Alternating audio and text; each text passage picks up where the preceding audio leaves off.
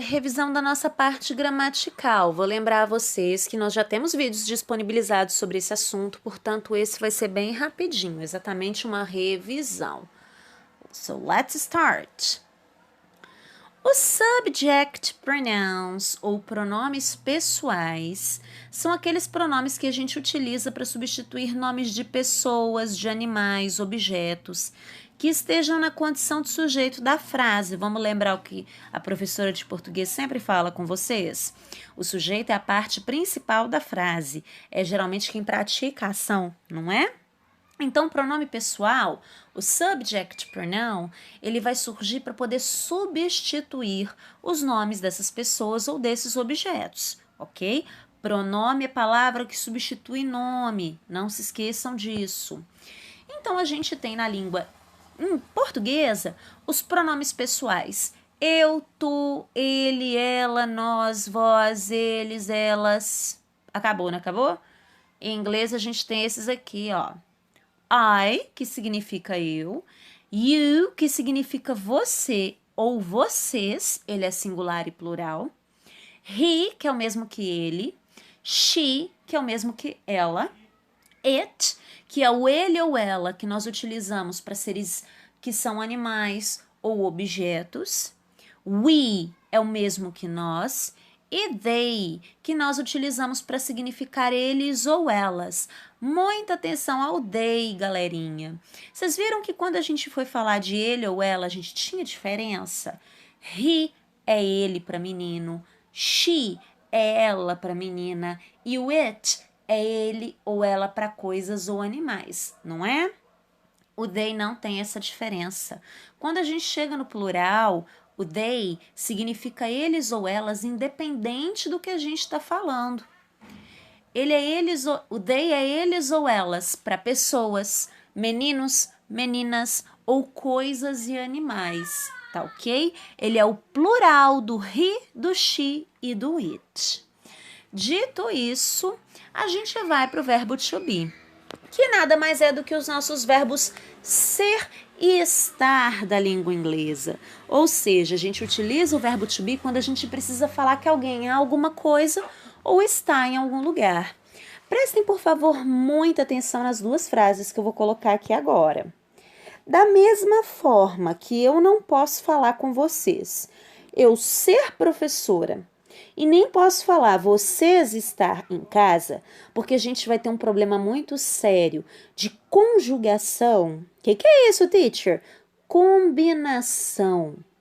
Essa palavrinha ser tá meio esquisita aí nessa frase, eu ser professora. Essa palavrinha estar também tá esquisita no vocês estar em casa. A gente também não pode fazer isso na língua inglesa, tá ok?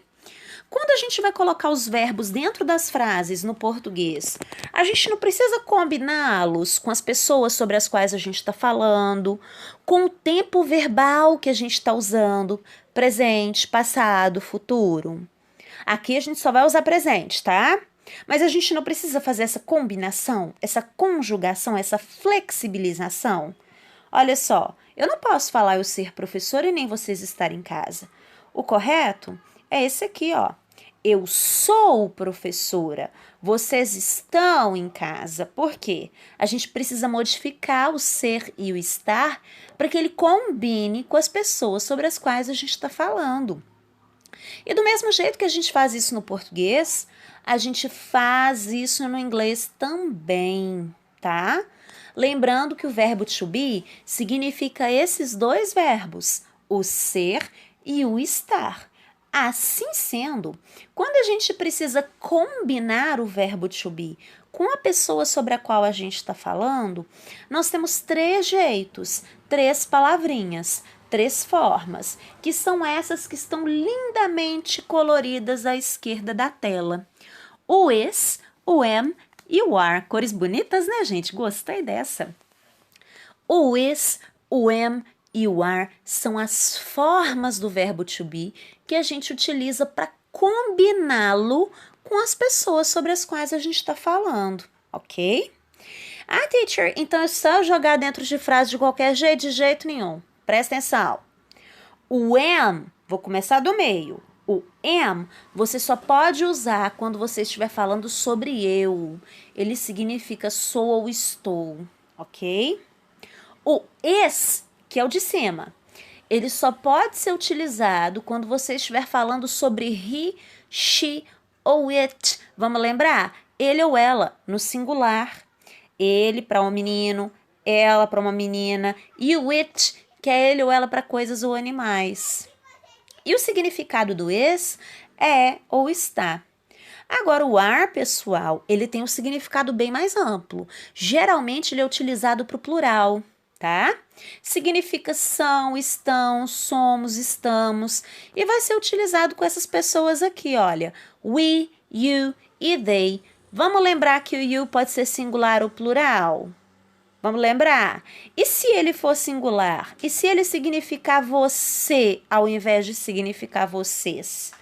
Aí o are vai ter um significado diferente. Vai significar é ou está. Mas eu posso usar o is depois do you?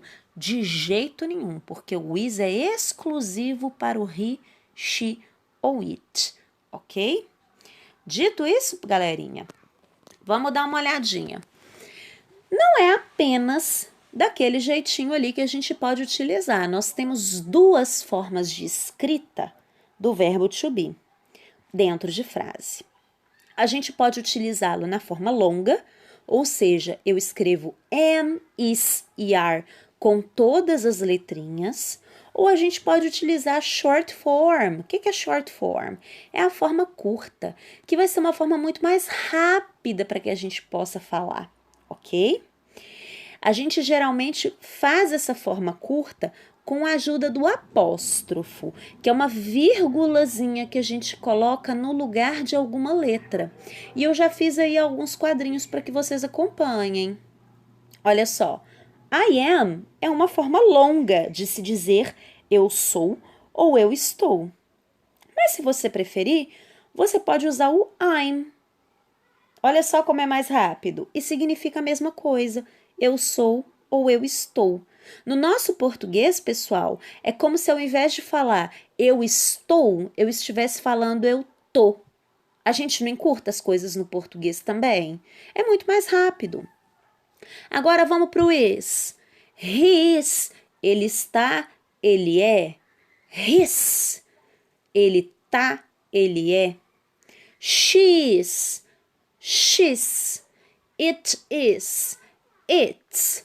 Vocês observaram onde que esse apóstrofo está entrando?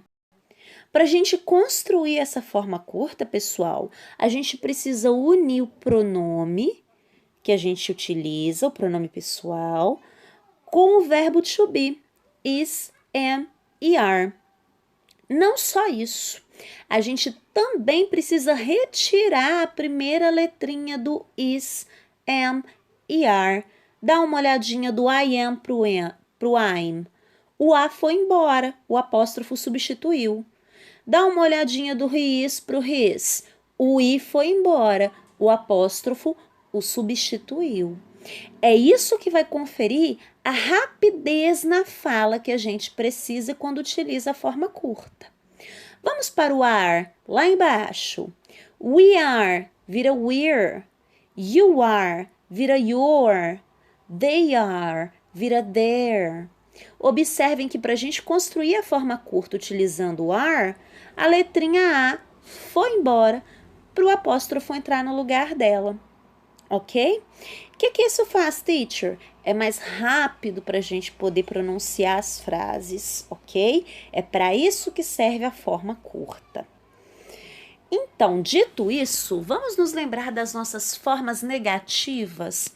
Quando a gente precisa negar alguma coisa utilizando o verbo to be, a gente vai utilizar o not, que significa não, dentro de frases. Ele não tem sentido completo sozinho, ok?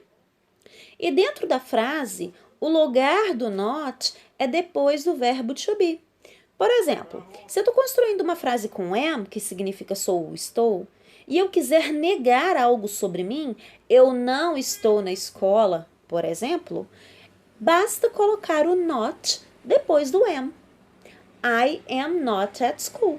Dá uma olhadinha aí.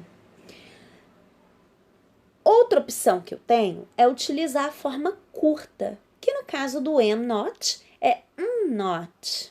Olha só, a gente coloca o apóstrofo no lugar do A. Se eu quiser construir uma frase falando sobre ele ou ela na negativa, ao invés de utilizar is not, eu posso utilizar o isn't. Por quê? O not junto com o is é que faz o significado do não, ok? Não é, não está. Por último, o are, que quando a gente quer utilizar o are dentro de uma frase negativa, a gente utiliza o are not, que significa não são, não estão, não somos, não estamos. Ou a sua forma curta, que é aren't, como vocês podem ver, muito mais rápida para ser falada. Por último, meus queridos, quando a gente quer construir uma pergunta utilizando o verbo to be, basta colocar o verbo to be, que está na frase, no início da pergunta. É ele que é a primeira palavrinha daquela frase. Olhem os exemplos. O primeiro exemplo vai ser sempre afirmativo e o segundo sempre uma pergunta. Lara is very happy. Lara está muito feliz. Agora, se eu quiser perguntar, o is não pode estar no meio da frase. O lugar do is é no início da frase, porque a nossa marca de perguntas é essa, ok? Is Lara very happy? Obviamente com pontos de interrogação no fim. Olha o segundo exemplo. Carlos e Marcos are brothers. O Carlos e o Marcos são irmãos. Não sei disso, quero fazer essa pergunta.